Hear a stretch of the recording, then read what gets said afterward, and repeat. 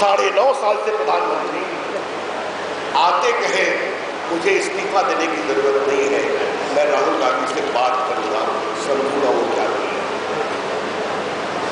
भाई और बहनों, अगर एक स्वर्गीय प्रधानमंत्री लाल बहादुर शास्त्री रेल मंत्री के रूप में एक घटना पर इस्तीफा दे सकता है और भारत के प्रधानमंत्री 9.5 साल कुर्सी पर रहने के बावजूद, राहुल गांधी के द्वारा शर्मसार होने के बावजूद पद नहीं छोड़ते हैं, तो लगता है देश को एक मजबूत नेता की जरूरत है, एक मजबूत नेता। यहां पत्रकार भी बैठे हुए, आपको एक और घटना बताना चाहता हूं। आपका काम अगर हो गया तो मैं थोड़ा बोलूं मित्रों। आप 87 में राजीव गांधी भारत के प्रधानमंत्री, उस समय भारत के विदेश सचिव थे एपी वेंकटेश्वरन, बड़े सख्त अफसर, पाकिस्तान के खिलाफ कड़ी कार्रवाई के पक्षधर। राजीव गांधी का 87 में प्रेस कॉन्फ्रेंस हो रहा था। उनसे पाकिस्तान के एक पत्रकार ने पूछा कि प्रधानमंत्री जी, पाकिस्तान के बारे में जो आपने कहा है और आपके विदेश सचिव ने कहा है, इसमें अंतर है। राजीव गांधी ने कहा, जल्दी ही आपको नया विदेश सचिव मिल जाएगा, एक पाकिस्तान के पत्रकार पर। आपको मालूम है, एपी वेंकटेश्वर ने 1 घंटे में इस्तीफा दे दिया। उसकी 4 साल नौकरी थी और ये भारत के प्रधानमंत्री को राजीव गांधी के बेटे ने इतना बुरी तरह से जलील किया और 9.5 साल तक उस पद पर बैठने के बावजूद पद छोड़ने का इच्छा नहीं है। तो मैं तो मनमोहन सिंह का विरोधी हूं, मेरी पार्टी विरोधी है, लेकिन 125 करोड़ देश के प्रधानमंत्री का पद बहुत बड़ा पद होता है। अगर हिंदुस्तान के प्रधानमंत्री का पद इतना कमजोर हो गया है तो देश को एक मजबूत नेता और एक मजबूत पार्टी की। भाई और बहनों, मैं देश की सुरक्षा से शुरू करता हूं। अभी पाकिस्तान के सैनिक आए, हमारे 8 सैनिकों को मार दे गए धोखे से, उसके सर काट दिए गए। संसद में हम लोगों ने विषय उठाया, तस्कर उठाया। मैं बिहार से आता हूं, लगभग 5 मारे जाने वाले हमारे बिहार रेजिमेंट के थे, मैं उनकी शव यात्रा में भी गया था। तो संसद में हमने इस विषय को उठाया। लोकसभा में रक्षा मंत्री अपना स्टेटमेंट देकर चले जाते हैं, राज्यसभा में हमसे उनसे सवाल पूछने का अधिकार। आज मैं आपके सामने उनका स्टेटमेंट लेकर के आया जो उन्होंने 6 अगस्त 2013 को राज्यसभा में दिया था। और इसकी मैं एक लाइन कहना चाहता हूं, अंग्रेजी में है, हिंदी में अनुवाद करूंगा, कि आपको शर्मिंदगी आएगी कि देश को एक मजबूत नेता की क्यों जरूरत है। The ambush was carried out by approximately 20 heavily armed terrorists along with persons dressed in Pakistani uniform. हमने कहा, माननीय रक्षा मंत्री जी, ये इंसान लोग सेना की ड्रेस में आए थे, पाकिस्तानी सेना के ड्रेस में क्या मतलब है? ये लिखा हुआ है पर्सन्स। तो हमने कहा, आपने जेंटलमैन नहीं लिखा है गनीमत का, क्या मतलब है आपका? सच्चाई कहने से क्यों सकते हो आप?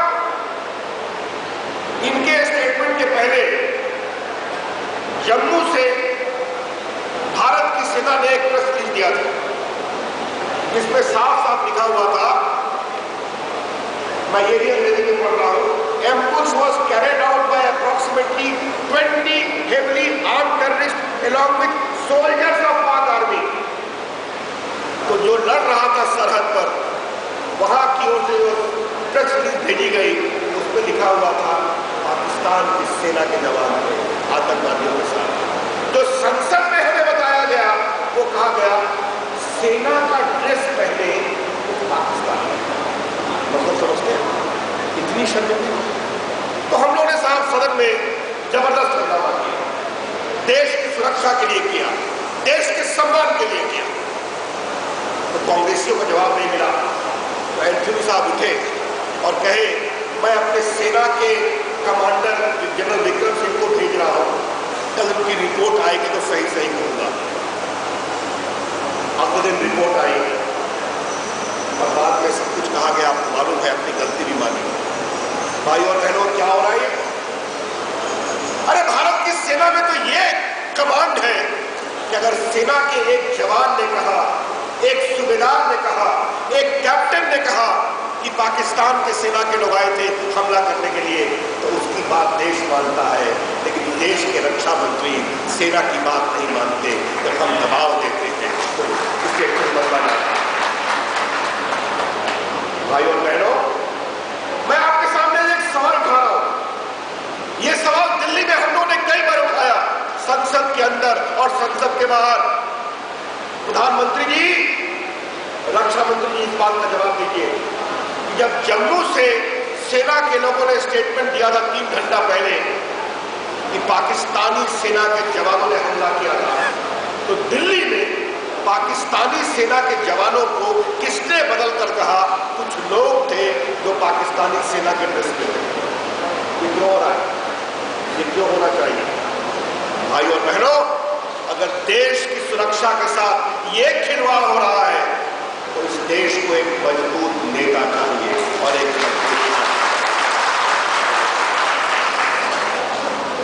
चीन की चर्चा आदरणीय त्रिपाठी जी ने की। आजकल पार्टी ने मेरी जिम्मे 2 काम दे रखा है। एक जो भारत के पड़ोसी है, उनकी विदेश नीति के सेल का मैं प्रमुख हूं। अभी मैं श्रीलंका गया था, मैं नेपाल गया था, पिछले वर्ष मैं चीन गया था। चीन के लोगों से बात होती है तो चीनी खुलकर बोलते हैं और डरते भी हैं, और खुलकर सुना दीजिए तो ठंडे भी हो जाते हैं। तो बातचीत हो रही थी, तो खुल्लम खुल्ला बात। हमने कहा, श्रीमान जी, एक बात आप जान लीजिए, ये पिछले साल की कहानी है। 2012 का भारत 1962 का भारत नहीं है। अब हिंदुस्तान मजबूत हो गया है और भारतीय जनता पार्टी भी मजबूत हो गई है, इसको ध्यान रखिए। अब ये क्या हो रहा है भाइयों और बहनों? कश्मीर की स्थिति का अध्ययन करने के लिए राजनाथ जी की अध्यक्षता में एक कमेटी है, उसको मैं संयोजक हूं।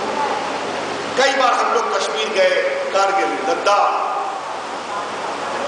बारामूला, बाकी जम्मू, श्रीनगर, लद्दाख में चीन के बॉर्डर पर गए तो हमारे पंचायत के प्रमुख मिले, कहे कि सर हालत बहुत खराब है। कहा, क्या है बताओ? कहा, हमारे गांव पर जब प्रधानमंत्री ग्रामीण सड़क योजना की सड़क बनती है तो चीन के लोग हल्ला करते हैं और वो अपनी सड़कें बनाते हैं, और जब हम सेना के लोगों के पास जाते हैं तो वो कहते हैं दिल्ली से हमें दबाव है, इसको धीरे रखो, धीरे, ज्यादा रखो। ये क्यों होना चाहिए? ये किस बात की शर्मिंदगी है? 19 दिन तक दौलत बेल्डी कोर्ट में देखते चीन की सेनाएं घुस गई थी। आप जवाब देते हैं?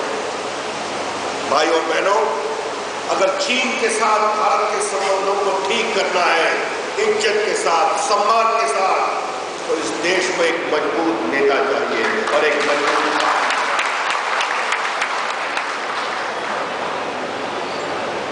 मित्रों, ये देश कहां जा रहा है, इसका मैं आपको तीसरा उदाहरण देना चाहता हूं।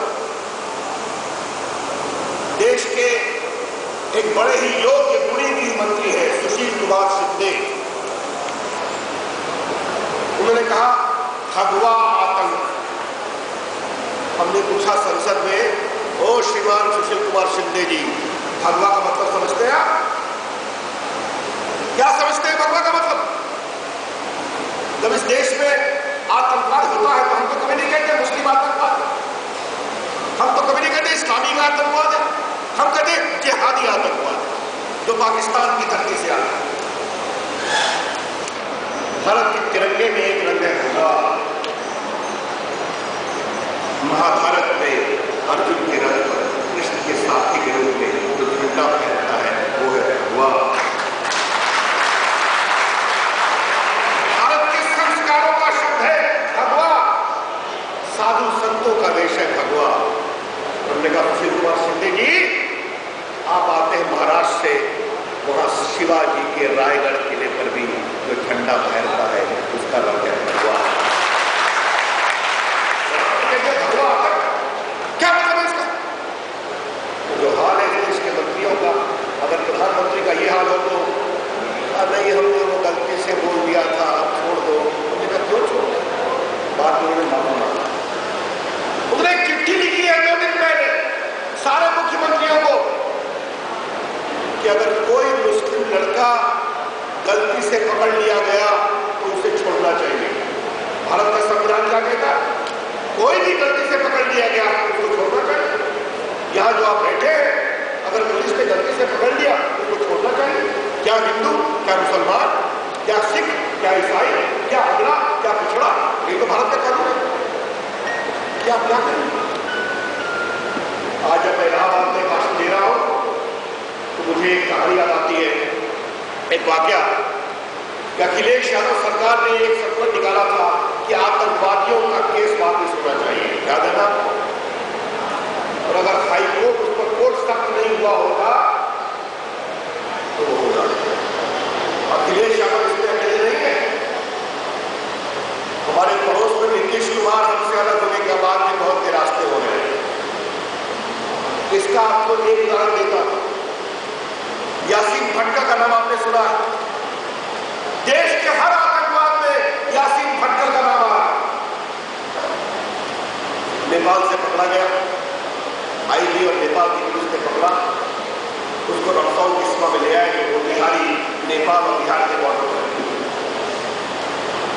बिहार की पुलिस उससे सवाल जवाब करने को बेताब था, क्योंकि बिहार के दरभंगा में और मधुबनी में यासीन भटकल 1 साल रहा था। इंडियन मुजाहिदीन का उसने अपना नेटवर्क बनाया था, कई लोगों को उसने इन्वॉल्व किया। बिहार पुलिस उसको पकड़ना चाहती, उसको रिमांड में लेना चाहती, उसे सवाल जवाब करना चाहती।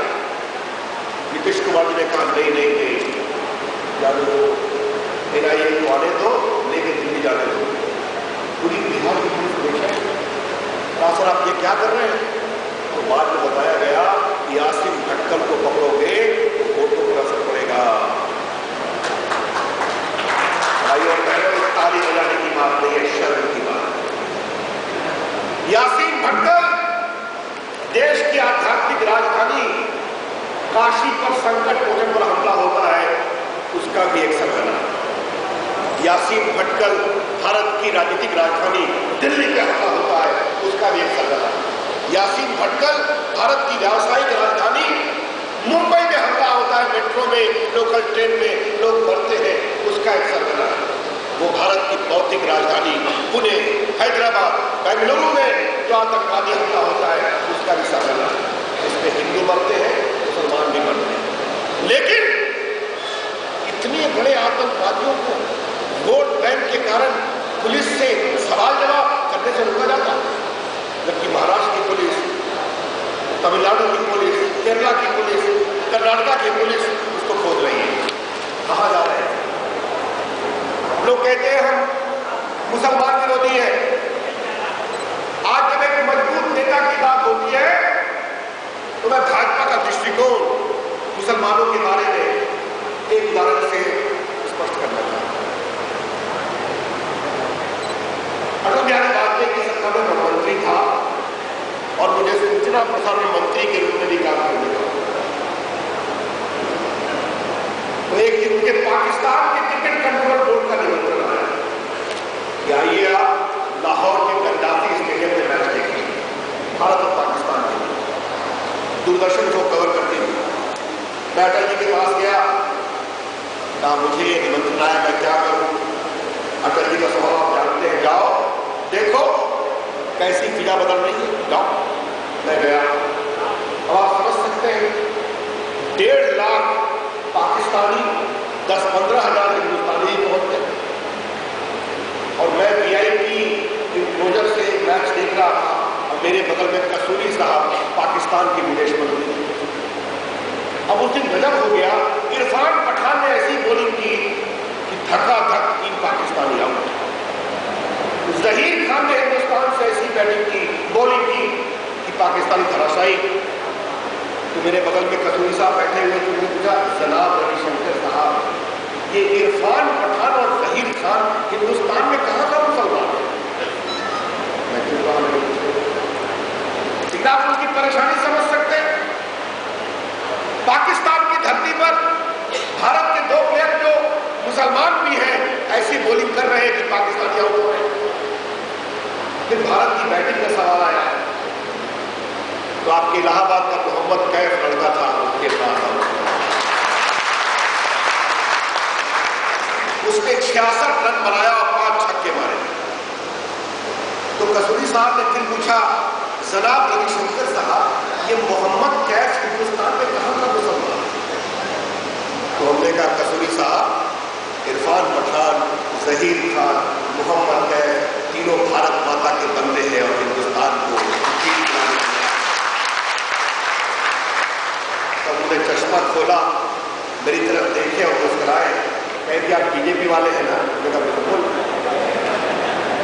हम में और बाकी पार्टियों में यही अंतर है, हम इस देश के मुसलमानों को भारत का नागरिक मानते हैं, बाकी पार्टियां वोट की रिश्तेदारी मानती हैं। ये ऐसी भक्कल हिंदू को मारते हैं, मुसलमानों को मारते हैं। आज राइट की बात, 11 साल पहले एक राइट हुआ, 12 साल पहले दुर्भाग्यपूर्ण राइट था गुजरात में। आज वहां कोई राइट नहीं हुआ। मेरे भाई और बहनों, मैं आपको बताना चाहता हूं कि पिछले लगभग 100 साल में अहमदाबाद में 50 से 60 राइट हुए होते हैं। दुर्भाग्य, कांग्रेस के शासन में 40 राइट हुए, नरेंद्र मोदी के शासन में एक भी राइट नहीं हुआ। पिछले 10 साल में शांति। इस देश में मुसलमानों का सबसे अधिक विकास की दर गुजरात में है, सच्चा कमेटी में, इसका विरोध भी करते हैं, सच्चा कमेटी। और सबसे कम विकास की दर उत्तर प्रदेश और बंगाल में है, जहां बहुत दिन से एक सेक्युलर सरकार का है। लेकिन वैसे लोग जो नरेंद्र मोदी से सवाल पूछते हैं, आज मुझे उनसे एक सवाल पूछना है और दिल्ली मीडिया के लोगों से भी पूछना है। नरेंद्र मोदी पर आप सवाल करते हैं, आजम खान पर आप चुप क्यों रह जाते हैं? मुजफ्फरनगर के इस राइट पर आपके सवाल क्यों नहीं खड़े होते? टीवी के स्टिंग में उत्तर प्रदेश के वरिष्ठ मंत्री पुलिस के लोगों को कह रहे हैं कार्रवाई मत करो, जो पकड़े गए उनको रिहा कर दो। आपकी जवाब क्यों नहीं?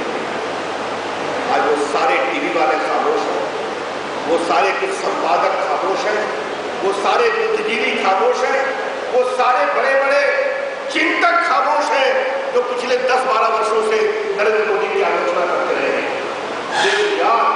और आज जब प्रमाण है, दंगे दुर्भाग्यपूर्ण होते हैं, वहां लोगों को सजा मिल रही है। आज विकास की बात देखिए, गुजरात के विकास की बात देखिए, वहां के मुसलमानों का अमन चैन देखिए, और यहां पर उत्तर प्रदेश की बेबसी देखिए और वोट बैंक की विरासत देखिए, किस तरह से गंदगी को ये लोग खामोश हैं। भाई और बहनों, आज अगर भारत माता के सारे सपूतों को सम्मान देना है, दंगों से ऊपर एक नया हिंदुस्तान बनाना है, कोई विभेद नहीं करना है, तो मजबूत नेता लाओ और मजबूत पार्टी लाओ।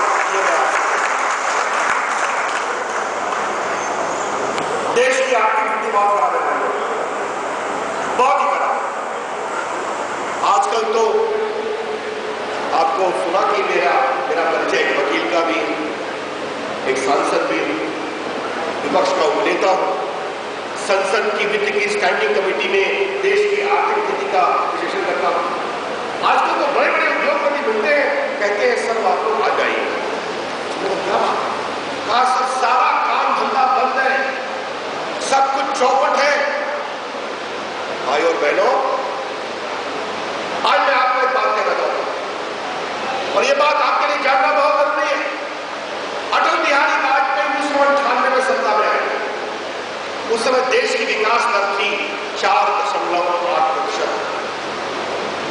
अटल जी के साथ हम लोग बैठे थे कैबिनेट में, उन्होंने कहा तुम लोग एक काम ध्यान रखना, गरीबों की रोटी महंगी नहीं होती, और जो व्यापार करके देश को आगे बढ़ाना चाहे उसके रास्ते में अवरोध नहीं होना चाहिए। उनके दो निर्देश।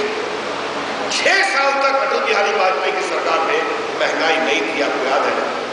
लोग राशन कार्ड भूल गए, लोग लाइट भूल गए, गैस का सिलेंडर सस्ता, चावल सस्ता, चीनी सस्ती, सब कुछ उपलब्ध है। आज ये अर्थशास्त्री भारत के प्रधानमंत्री,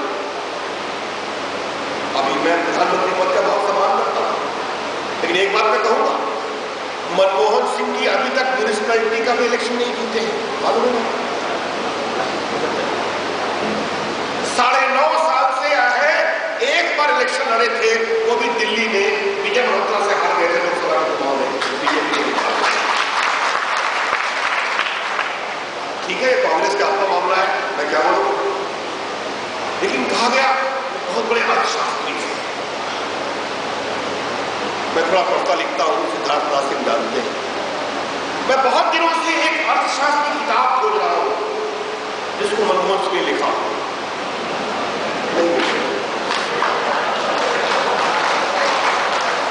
मैं बहुत दिन से एक ऐसा रिसर्च पेपर खोज रहा हूं जिसमें कई अर्थशास्त्रियों के चिंतन का समावेश हो, जिस पर मनमोहन सिंह की प्रामाणिक टिप्पणी हो, मुझे नहीं मिली।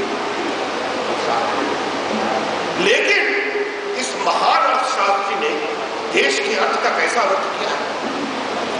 4.5 साल से महंगाई नहीं हुई।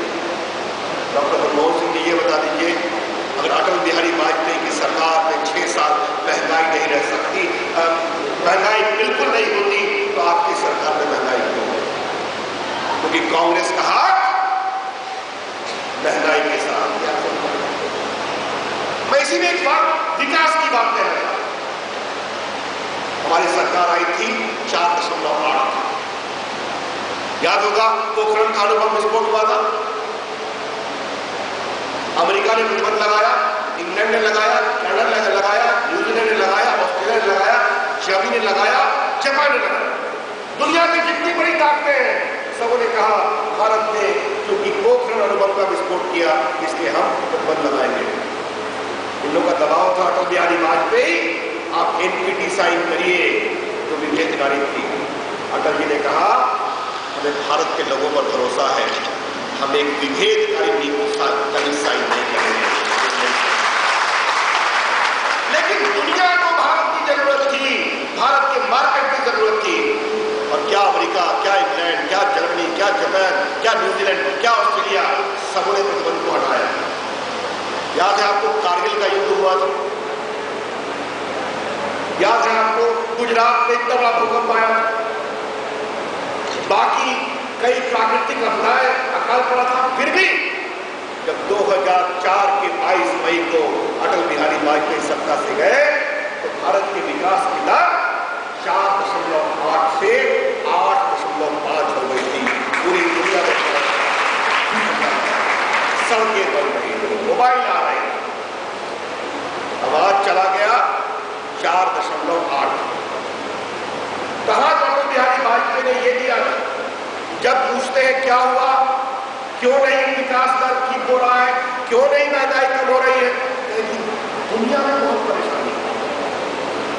तो हमने कहा अटल बिहारी वाजपेयी के समय दुनिया की परेशानी नहीं थी क्या? तो कोई जवाब नहीं दिया। तो भाइयों और बहनों, मेरे कई नौजवान साथी बैठे हुए, कई बार कोई बच्चा फेल कर जाता है स्कूल में, कॉलेज में, पूछा वो फेल कर गए, भाई आप क्या करें, पिताजी ने पढ़ाया नहीं, और क्या हुआ, क्या करें, कहाँ लेने जा रहे थे, तो मेरी माता जी ने दही नहीं खिलाया, तो सब गड़बड़ा गया। और क्या हुआ भाई, तो माता जी ने साग की सब्जी नहीं खिलाई, तो मेरा पूरा मामला गड़बड़ा गया। तो उससे पूछा गया, अरे बेटे तूने पढ़ाई की कि नहीं की, ये तो बता, तो इसका कोई जवाब नहीं। वही सरकार का हाल है। भाई और बहनों, अगर देश की आर्थिक व्यवस्था को मजबूत करना है, तो इस देश को एक मजबूत नेता चाहिए और मजबूत पार्टी चाहिए। और एक अंतिम बात भ्रष्टाचार की कहनी। अब इलाहाबाद में 2 बड़े केस जीतने के बाद पहली बार आया, जहां रामलला विराजमान है अयोध्या में, वही वो स्थान है जो हिंदू मानते हैं राम का जन्म हुआ। इस पूरे हमारे तर्क को इलाहाबाद हाईकोर्ट ने स्वीकार कर लिया। कुछ लोग सुप्रीम कोर्ट गए हैं, हम हाईकोर्ट में भी जीते हैं और सुप्रीम कोर्ट में भी पूरा जीतेंगे।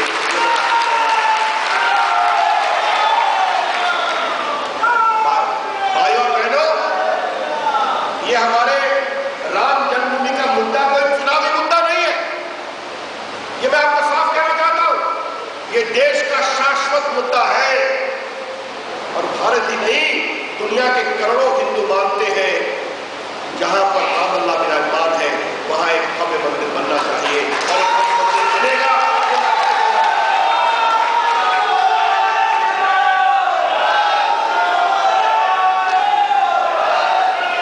लेकिन इस देश का चुनावी मुद्दा है सोनिया गांधी सरकार, मनमोहन सरकार की महंगाई, उनका कुशासन, देश की सुरक्षा और भ्रष्टाचार। बताया कि सिद्धार्थ सिंह ने चारा घोटाले का फैसला करा के भी बनाया। ये चारा घोटाला क्या था? 2000 करोड़ का घोटाला था। मैं 2 उदाहरण देना चाहता हूं। मैं आपसे एक सवाल करता हूं, क्या 2000 मुर्गियां 3 महीने में 3 करोड़ का दाना खा सकती हैं? 2000 मुर्गियां 3 महीने में 3 करोड़ का दाना खा सकती है? यही है चारा घोटाला। कहा गया कि गरीबों को, आदिवासियों को, अपने दलित भाइयों को बकरी देना है, गाय देना है, सुअर देना है, भैंसे देने हैं उनकी आजीविका के लिए। सैकड़ों करोड़ का माल सप्लाई हो गया, उनको दवाई भी दे दी गई, उनके लिए चारा भी दे दिया गया। पूछा गया सप्लाई क्यों? कहा किए। सीए जी ने पूछा कैसे सप्लाई किए? कहा ट्रक से किए। कहा ट्रक का नंबर दो, रसीद दी गई। तो नंबर को जब वोटर खरीदने के लिए स्ट्रक्चर के डालने से मिलाया गया तो वो मोटरसाइकिल और स्कूटर का नंबर निकला। आप समझ सकते हैं। तो लालू के राज में भैंसे, बकरी, बैल, आदिवासी दलितों को मोटरसाइकिल पे सप्लाई होगा, सब जारी था। लालू प्रसाद का पूरा संरक्षण था। पटना हाईकोर्ट में उसमें वकालत करता था, अपने सुप्रीम कोर्ट में करता था, गंदे से हटने गए। पटना हाईकोर्ट में सुशील मोदी जो बिहार के पूर्व मुख्यमंत्री थे, हमने जनहित याचिका दायर की। मैंने बहस किया कि सीबीआई की इंक्वायरी होनी चाहिए। इस सरकार ने पूरा विरोध किया। देवेगौड़ा की सरकार ने, गुजरात की सरकार ने, लालू जी का सहयोग था उसमें। सीबीआई ईमानदारी से जांच नहीं करे, इसमें मनमोहन की सरकार ने भी अड़ंगा लगाने की कोशिश की, क्योंकि लालू को सरकारें पड़ी। लेकिन आज हम लोग के दबाव और पटना हाईकोर्ट की मॉनिटरिंग के कारण आपने देखा फैसला हो गया है। मैं एक सवाल पूछता हूं, जिस समय चारा घोटाले में हम लोगों ने पर्दाफाश किया था वो 2000 करोड़ का था।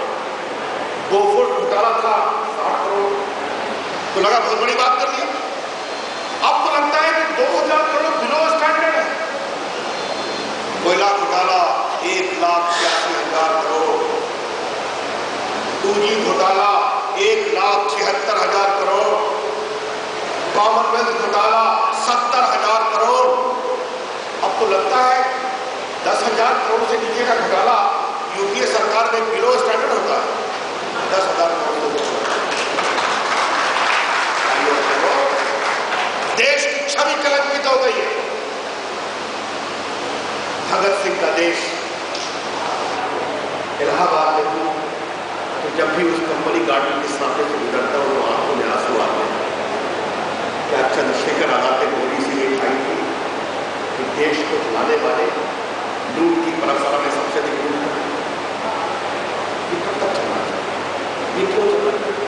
और भाई और बहनों, कभी नहीं भूलिए, अगर विपक्ष का दबाव नहीं होता और मीडिया के लोग बैठे मैं उनका सम्मान करता हूं, मीडिया की सक्रियता नहीं होती और कोर्ट का हस्तक्षेप नहीं होता तो मनमोहन सोनिया गांधी की सरकार एक भी घोटाले की ईमानदारी से जांच नहीं होने देती। आपने देखा है रेल घोटाला, 10 करोड़ एडवांस, भगीना पकड़े गए और रेल मंत्री पवन बंसल को बरी कर दिया गया, उनको गवाह बना दिया गया। क्या मतलब है इसका? वकील के रूप में कहता हूं ये copy book case of corruption है। पवन बंसल का भगीना पवन बंसल के आशीर्वाद के बिना कुछ नहीं कर सकता। भाइयों बहनों, भारत माता का राज है। जब लाल बहादुर शास्त्री की ईमानदारी हम देखते हैं, जब उनकी सादगी हम देखते हैं, जब महात्मा गांधी की सत्य पर आग्रह, अहिंसा पर निष्ठा और रामदूत की प्रति अगाध प्रेम को देखते हैं, तो आज के नेताओं को देखकर कभी कभी दिल में शर्मिंदगी उठाने का होता है। मैं आपको अपनी पार्टी के 2 नेताओं की बात कहता हूं, भ्रष्टाचार पर क्या दृष्टिकोण होता है। 98 में अटल बिहारी वाजपेयी की सरकार के मालूम है आपको, 1 वोट से गिर गई थी। हमारे उस सरकार को 1 साल के लिए स्वराम धन्य बूटा सिंह भी समर्थन करते थे, जो पहले इंडिपेंडेंट थे, हमको समर्थन कर रहे थे। वो देश के सूचना संचार मंत्री, वो एक पुराने केस में जब वो कांग्रेस में थे फंस गए, उनके खिलाफ चार्जशीट हो गया। अटल जी ने कहा इस्तीफा दे दीजिए आप। आप क्यों कह रहे हैं? ये तो आपकी सरकार का इलेक्शन नहीं, तो 10 साल पुराना है। अटल जी ने कहा मेरी सरकार का कोई भी मंत्री उसके खिलाफ भ्रष्टाचार का चार्जशीट हो जाए तो रह नहीं सकता। बूटा सिंह डिस्मिस किए गए, उन्होंने हमारे खिलाफ वोट दिया। अटल बिहारी वाजपेयी की सरकार 1 वोट से हार गई, मालूम है ना। अटल जी ने कहा भ्रष्टाचार के मामले में कोई समझौता नहीं करूंगा, सरकार रहे तो जाए। और दूसरा उदाहरण लाल कृष्ण अडवाणी का बताना चाहता है, जो पुराने कार्यकर्ता है बैठे हुए हमारे मीडिया के मित्र, जैन हवाला डायरी कांड का नाम आपने सुना होगा, उसमें अडवाणी जी का नाम आया 96 में। नरसिंहा राव कांग्रेस के लोगों को सेट करना चाहते थे, उसको उन्होंने अडवाणी जी को भी सेट किया था, क्योंकि अडवाणी जी उस समय राम जन्मभूमि के नायक, महानायक। उस समय जनता युवा मोर्चा में काम करता था, उसका राष्ट्रीय उपाध्यक्ष था। अडवाणी जी ने इस्तीफा दे दिया, एमपी से भी इस्तीफा दे दिया और कहा कि जब तक मैं निर्दोष नहीं साबित होऊंगा तब तक मैं सदन में नहीं आऊंगा। मैं उनसे मिलने गया, अडवाणी जी आपने क्या किया? ये केस 10 साल चलेगा, 15 साल चलेगा, ये झूठा केस है, डायरी में किसी ने आपका नाम LK लिख दिया और आपने इस्तीफा दे दिया। अडवाणी जी ने कहा रविशंकर मुझे मालूम है कि मेरा संसदीय जीवन अब खत्म हो गया, 8-10 साल लगेगा, लेकिन मैं भी भाजपा का कार्यकर्ता हूं, मेरी एक प्रामाणिक निष्ठा है, जब तक बाइज्जत बरी नहीं होगा तब तक मैं संसद में नहीं आऊंगा। और वो नहीं आया। आपको मालूम है अडवाणी जी ने 96 का इलेक्शन नहीं लड़ा था, लेकिन इन्वेस्टिगेशन में कुछ नहीं मिला। जब कोर्ट में पुलिस गई तो कोर्ट ने ही पूरे चार्जशीट को रिजेक्ट कर दिया, क्रॉस कर दिया। यह है अटल बिहारी वाजपेयी की मान्यता, यह है लाल कृष्ण अडवाणी की मान्यता। और एक तरफ क्या मनमोहन सिंह, क्या सोनिया गांधी और क्या राहुल गांधी की लॉयल्टी। प्रयाग के भाइयों बहनों, बुद्धिजीवियों, अगर भारत माता को भ्रष्टाचार से मुक्त कराना है तो एक मजबूत नेता चाहिए और मजबूत पार्टी चाहिए। ये मैं आपसे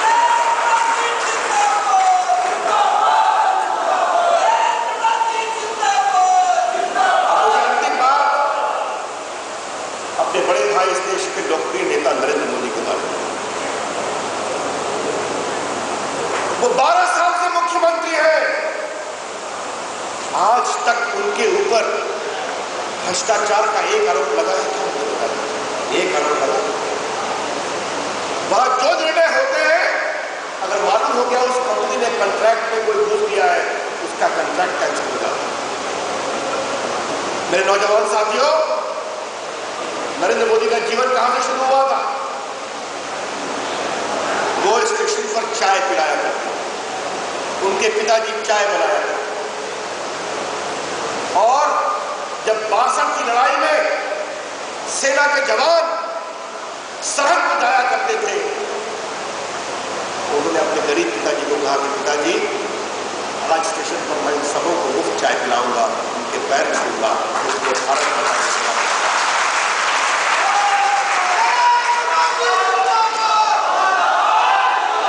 नरेंद्र मोदी का जीवन वहां से शुरू हुआ।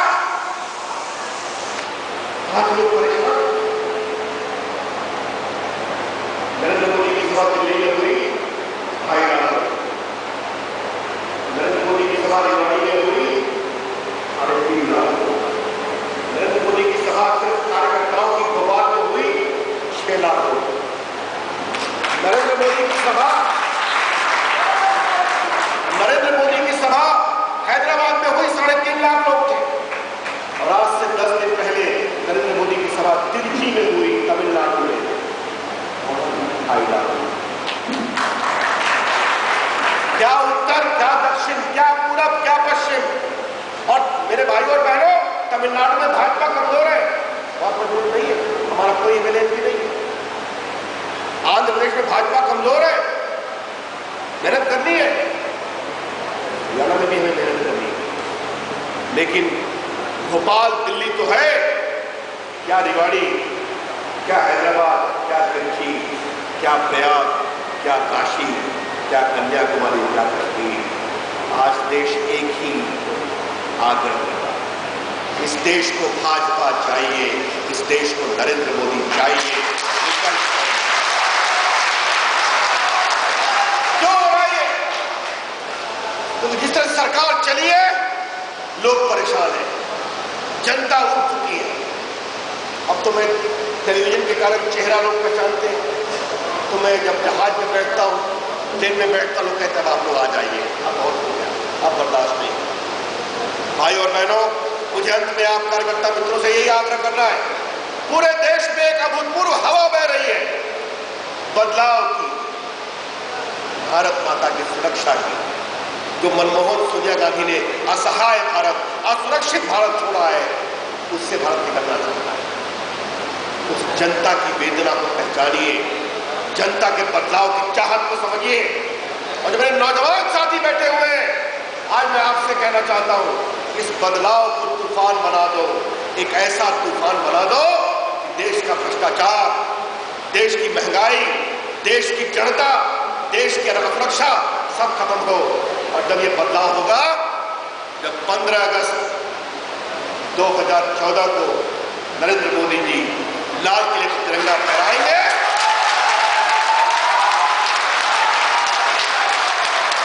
तो हम सभी एक साथ हिम्मत के साथ, क्या काशी, क्या पटना, क्या प्रयाग, क्या दिल्ली बोलेंगे, भारत माता की जय।